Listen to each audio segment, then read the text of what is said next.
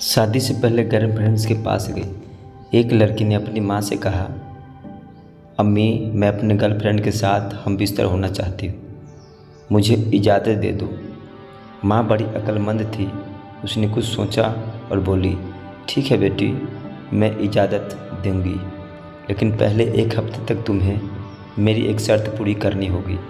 शर्त ये थी कि हर रोज़ सुबह लड़की बादशाह के महल के सामने जाए और जब बादशाह अपना काफ़िला लेकर निकले तो ज़मीन पर बेहोश की तरह गिर पड़े। फिर जो कुछ भी हो उसे आकर माँ को सच सच बताए। पहला दिन लड़की गिरी, बादशाह खुद घोड़े से उतरा और उसने लड़की को अपने हाथों उठाया, हालात देखी, दवाइयाँ दिलवाई और सुरक्षित घर पहुंचाने का हुक्म दिया। दूसरा दिन लड़की फिर गिरी, इस बार बादशाह ने मुड़कर भी नहीं देखा, आगे बढ़ गया और वजीर ने दौड़कर उसे उठाया, कपड़े झाड़े और चला गया। तीसरा दिन लड़की ने खास तौर पर वजीर के सामने गिरने की कोशिश की, मगर इस बार वजीर ने भी आंखें फेर ली और सेनापति ने आकर उसे संभाला। चौथा दिन सेनापति ने भी नज़रअंदाज कर दिया, एक साधारण सिपाही ने उठाया।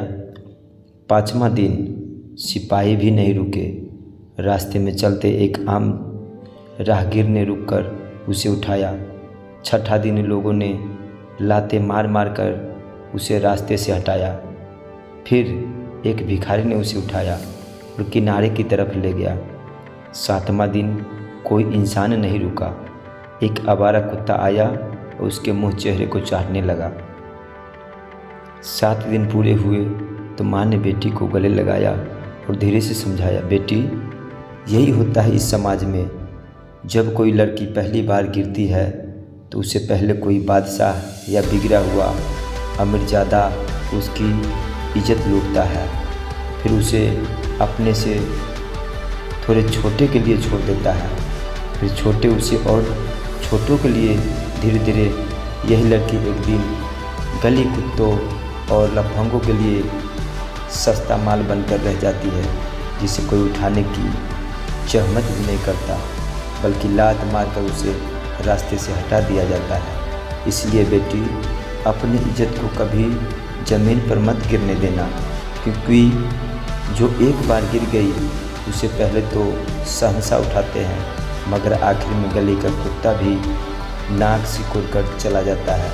इस कहानी के सभी पात्र और घटनाएं काल्पनिक हैं, इसका किसी भी ज़िंदगी से कोई संबंध नहीं है। अगर किसी के ज़िंदगी से मेल होता है तो उसे एक संयोग माना जाएगा। धन्यवाद, नमस्कार, प्रणाम, जय हिंद, जय भारत।